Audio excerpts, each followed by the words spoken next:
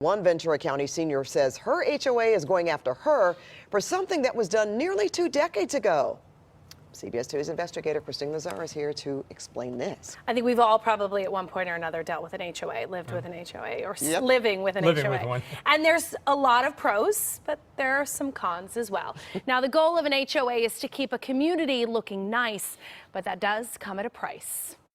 If you drive down this street in Oxnard, one of the nicest homes you'll find belongs to retiree Frances Parnell.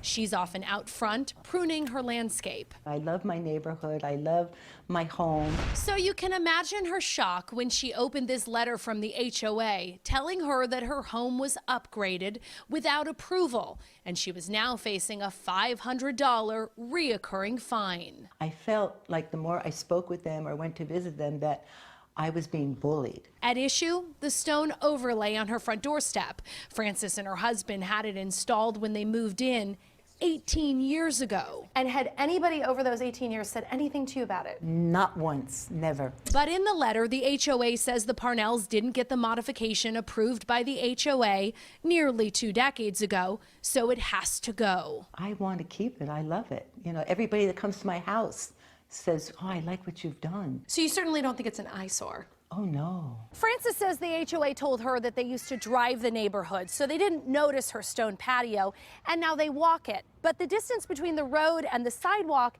is only about 10 feet, and there's nothing obstructing their view. In California, the courts have ruled that HOAs must enforce violations of the CC&Rs within 5 years from when the date of the violation was discovered or through the exercise of reasonable diligence should have been discovered. The HOA had plenty of opportunity for years and years to identify this restriction or this violation. Art Golian is an attorney who represents homeowners in cases against HOAs. You also have to keep in mind that this HOA board could have turned over several times. There could have been boards that knew and didn't care, and now there's a board that knows and might care.